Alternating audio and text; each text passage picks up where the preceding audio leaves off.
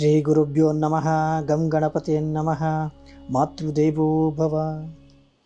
ನಮ್ಮೆಲ್ಲ ವೀಕ್ಷಕ ಪ್ರಭುಗಳಿಗೆ beats of India Kannada ಚಾನಲ್ನ ವತಿಯಿಂದ ನಮಸ್ತೆ. ಯಾರೆಲ್ಲ ಈ ವಿಡಿಯೋ ನೋಡ್ತಿದ್ದೀರಿ ತಮ್ಮೆಲ್ಲರಲ್ಲಿ ನನ್ನ ವಿನಂತಿ, ದಯವಿಟ್ಟು ನಮ್ಮ ಚಾನಲನ್ನು ಸಬ್ಸ್ಕ್ರೈಬ್ ಮಾಡಿಕೊಳ್ಳಿ, ಹಾಗೆ ಲೈಕ್ ಮಾಡಿ ನಿಮ್ಮ ಅಭಿಪ್ರಾಯವನ್ನು ಕಾಮೆಂಟ್ ರೂಪದಲ್ಲಿ ತಿಳಿಸಿ ಎಂದು ಕೇಳಿಕೊಳ್ಳುತ್ತಾ ಬನ್ನಿ ಈಗ ವಿಡಿಯೋ ಶುರು ಮಾಡೋಣ. ಸ್ನೇಹಿತರೆ, ಧನುರಾಶಿಯ ಸೆಪ್ಟೆಂಬರ್ ತಿಂಗಳ ಫಲಾನುಫಲ ಹೇಗಿದೆ ಎಂದು ತಿಳಿದುಕೊಳ್ಳುವ ಮುನ್ನ ಗ್ರಹಗಳ ಸ್ಥಾನದ ಬಗ್ಗೆ ತಿಳಿಸಿ ಇದರಿಂದ ಧನುರಾಶಿಯವರಿಗೆ ಏನೆಲ್ಲ ಫಲ ಸಿಗಬಹುದು ಎಂದು ತಿಳಿಯೋಣ. ಸ್ನೇಹಿತರೆ, ಮತ್ತೊಂದು ಇಲ್ಲಿ ತಿಳಿಯಬೇಕಾದ ಮುಖ್ಯ ವಿಚಾರ ಏನಂದರೆ, ಬಹಳಷ್ಟು ಜನ ಭವಿಷ್ಯವಾಣಿಯ ಬಗ್ಗೆ ತಪ್ಪು ಮಾಹಿತಿ ಗ್ರಹಿಸಿಕೊಂಡಿದ್ದೀರಿ. ಕಾರಣ, ಬಹಳಷ್ಟು ಮಂದಿ ರಾಶಿ ಭವಿಷ್ಯ ಕೊಂಡು ನಮಗೆ ನೀವು ಹೇಳೋದೆಲ್ಲ ಯಾವುದೂ ನಡೆಯಲ್ಲ, ನೀವು ಹೇಳೋದೆಲ್ಲ ಸುಳ್ಳು ಅಂತೆಲ್ಲ ಬಹಳಷ್ಟು ವಿಡಿಯೋಗಳಿಗೆ ಕಮೆಂಟ್ ಮಾಡಿರುವುದನ್ನು ಕಂಡಿದ್ದೇವೆ. ಸ್ನೇಹಿತರೆ, ನಿಮಗೆ ಈ ವಿಡಿಯೋ ಮೂಲಕ ತಿಳಿಯಪಡಿಸುವುದು ರಾಶಿ ಭವಿಷ್ಯ ಎನ್ನುವಂಥದ್ದು ವೈಯಕ್ತಿಕವಾದದ್ದಲ್ಲ, ಇದನ್ನು ಸಾರಾಸಗಟಾಗಿ ಹೇಳುವಂಥದ್ದು. ಅಂದರೆ ಒಂದು ರಾಶಿಗೆ ಒಳಪಟ್ಟಂತೆ ಎಲ್ಲರಿಗೂ ಹೇಳುವಂಥದ್ದಾಗಿದೆ. ಹಾಗಾಗಿ ಇದು ಕೆಲವರಿಗೆ ಪರಿಣಾಮ ಬೀರಬಹುದು, ಇನ್ನು ಕೆಲವರಿಗೆ ಪರಿಣಾಮವಾಗದೇ ಇರಬಹುದು. ಆದ ಕಾರಣ ನಿಮ್ಮ ಜನ್ಮ ಜಾತಕ ಒಮ್ಮೆ ಪರಿಶೀಲಿಸಿ ರಾಶಿ ಭವಿಷ್ಯ ನೋಡಿ ಪರಿಹಾರಗಳೇನಾದರೂ ಇದ್ದಲ್ಲಿ ಅದನ್ನು ಪರಿಶೀಲಿಸಿಕೊಳ್ಳಿ, ಆಗ ಎಲ್ಲವೂ ಸರಿ ಹೋಗಲಿದೆ ಎಂದು ಹೇಳುತ್ತಾ ಬನ್ನಿ ಈಗ ಗ್ರಹಗಳ ಸ್ಥಾನದ ಬಗ್ಗೆ ನೋಡೋಣ. ಮೊದಲನೇದಾಗಿ ಶನಿದೇವ ಮೀನರಾಶಿಯಲ್ಲಿ ವಕ್ರವಾಗಿದ್ದಾರೆ. ಹಾಗೆ ಬುಧ ಗುರುದೇವ ಮಿಥುನ ರಾಶಿಯಲ್ಲಿ ಸ್ಥಿತವಾಗಿದ್ದರೆ, ಮತ್ತು ಇನ್ನು ಕುಂಭರಾಶಿಯಲ್ಲಿ ರಾಹುಗ್ರಹ, ಹಾಗೆ ಸಿಂಹರಾಶಿಯಲ್ಲಿ ಕೇತುಗ್ರಹ ಮತ್ತು ಶುಕ್ರದೇವ ಸಂಚಾರ ಮಾಡ್ತಿದ್ದಾರೆ.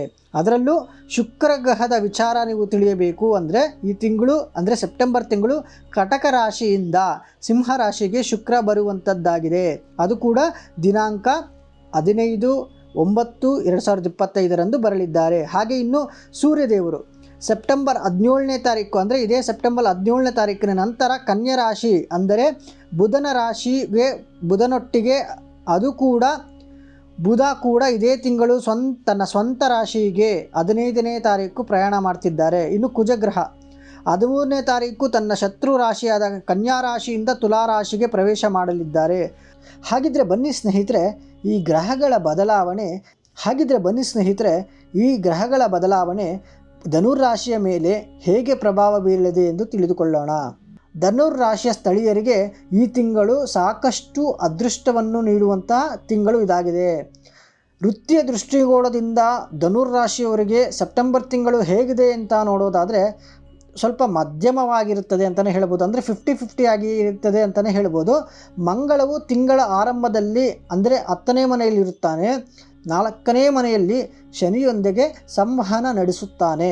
ಈ ಸಂಯೋಜನೆಯು ಕೆಲಸದ ಸ್ಥಳದಲ್ಲಿ ಸಮಸ್ಯೆಗಳು ಅಥವಾ ಸಂಘರ್ಷಗಳಿಗೆ ಕಾರಣವಾಗಬಹುದು. ಸೊ ಈ ಒಂದು ವಿಚಾರದಲ್ಲಿ ನೀವು ಬಹಳ ಎಚ್ಚರಿಕೆಯಿಂದ ಇರುವಂಥದ್ದು ಬಹಳಷ್ಟು ಮುಖ್ಯವಾಗಿದೆ. ಹಾಗಾಗಿ ನೀವು ಈ ಸಂದರ್ಭಗಳನ್ನು ಎಚ್ಚರಿಕೆಯಿಂದ ನಿರ್ವಹಿಸಿದರೆ ಬಹಳ ಫಲಪ್ರದವಾಗಿರುತ್ತದೆ ಈ ತಿಂಗಳು ನಿಮಗೆ.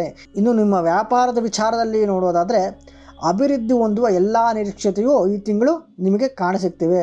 ಪ್ರಾಯಶಃ ಇನ್ನೂ ವಿಸ್ತರಿಸಬಹುದು ಸಹ. ಅಂದರೆ ಇವಾಗೇನು ನೀವು ಇಷ್ಟರಲ್ಲೇ ಮಾಡ್ಕೊಂಡಿರ್ತೀವಿ ಅಂದರೆ ಈಗೇನು ನೀವು ಲಾಭ ಪಡೆದಿರ್ತೀರಿ, ಇನ್ನೂ ಲಾಭ ಬರುವಂಥ ಸಾಧ್ಯತೆಗಳು ಮತ್ತು ನಿಮ್ಮ ಒಂದು ವ್ಯಾಪಾರ ಏನಿರುತ್ತೆ ಇನ್ನೂ ಒಂದಷ್ಟು ಜನಕ್ಕೆ ಇನ್ನೂ ಒಂದಷ್ಟು ದೊಡ್ಡದಾಗುವಂಥ ಸಾಧ್ಯತೆಗಳು ಈ ತಿಂಗಳು ನಾವು ಕಾಣಬಹುದಾಗಿದೆ. ಇನ್ನು ಸೆಪ್ಟೆಂಬರ್ ಮಾಸಿಕ ಜಾತಕ 2025 ಪ್ರಕಾರ ವಿದ್ಯಾರ್ಥಿಗಳಿಗೆ ಈ ತಿಂಗಳು ಹೇಗಿದೆ ಅಂತ ನೋಡೋದಾದರೆ ಆರಂಭದಲ್ಲಿ ಏರಿಳಿತಗಳನ್ನು ಹೊಂದಿರಬಹುದು. ಇದು ಸಮಸ್ಯೆಗಳನ್ನು ಸಹ ಉಂಟು ಮಾಡುವಂಥ ಸಾಧ್ಯತೆಗಳು ಬಹಳಷ್ಟು ಹೇರಳವಾಗಿದೆ. ಆದರೆ ನಿಮ್ಮ ಶಿಕ್ಷಣಕ್ಕೆ ನೀವು ಬದ್ಧರಾಗಿರುತ್ತೀರಿ. ಈ ತಿಂಗಳು ನಿಮ್ಮ ಕುಟುಂಬದ ವಿಚಾರದಲ್ಲಿ ನಾವು ನೋಡೋದಾದರೆ ಏರಿಳಿತಗಳಿಂದ ಕೂಡಿರುತ್ತದೆ. ಅಂದರೆ ಕೌಟುಂಬಿಕ ಜೀವನದಲ್ಲಿ ಭಿನ್ನಾಭಿಪ್ರಾಯಗಳು ಮತ್ತು ಉದ್ವಿಗ್ನತೆಗಳು ಉಂಟಾಗಬಹುದು. ಇದರ ಪರಿಣಾಮವಾಗಿ ಸದಸ್ಯರ ನಡುವೆ ಸಾಮರಸ್ಯ ಕಡಿಮೆಯಾಗುವಂಥ ಸಾಧ್ಯತೆಗಳು ಇದೆ. ಆದರೆ ದ್ವಿತೀಯಾರ್ಧದಲ್ಲಿ ಇವೆಲ್ಲವೂ ಕಾಲಕ್ರಮೇಣ ಸರಿಯಾಗುವಂಥ ಸಾಧ್ಯತೆಗಳು ಬಹಳ ಹೇರಳವಾಗಿದೆ ಅಂತಲೇ ಹೇಳ್ಬೋದು. ಇನ್ನು ಈ ತಿಂಗಳು ಪ್ರೇಮಿಗಳಿಗೆ ಹೇಗಿದೆ ಅಂದರೆ ಧನುರಾಶಿಯ ಪ್ರೇಮಿಗಳಿಗೆ ಈ ರಾಶಿಯವರಿಗೆ ಹೇಗಿದೆ ಅಂತ ನೋಡೋದಾದರೆ ಉದ್ವಿಗ್ನತೆ ಉಂಟಾಗಬಹುದು ಮತ್ತು ನಿಮ್ಮ ಸಂಗಾತಿಯು ನಿಮ್ಮ ಮೇಲೆ ಕೋಪವನ್ನು ವ್ಯಕ್ತಪಡಿಸುವಂಥ ಸಾಧ್ಯತೆ ಈ ತಿಂಗಳು ನಿಮಗೆ ಕಾಣಸಿಗಬಹುದು. ಹಾಗಾಗಿ ಏನಾದರೂ ಮಾತಾಡ್ತೀವಿ, ಏನಾದರೂ ಅವರಿಗೆ ನೀವು ಹೇಳ್ತಿದ್ದೀರಿ ಅಂತಂದಾಗ ಕೋಪ ಮಾಡಿಕೊಂಡು ಹೇಳುವಂಥದ್ದನ್ನ ನೀವು ಈ ತಿಂಗಳು ಹಿಡಿತದಲ್ಲಿಟ್ಕೊಂಡ್ರೆ ಬಹಳಷ್ಟು ಒಳ್ಳೆಯದೇ ಆಗುತ್ತೆ.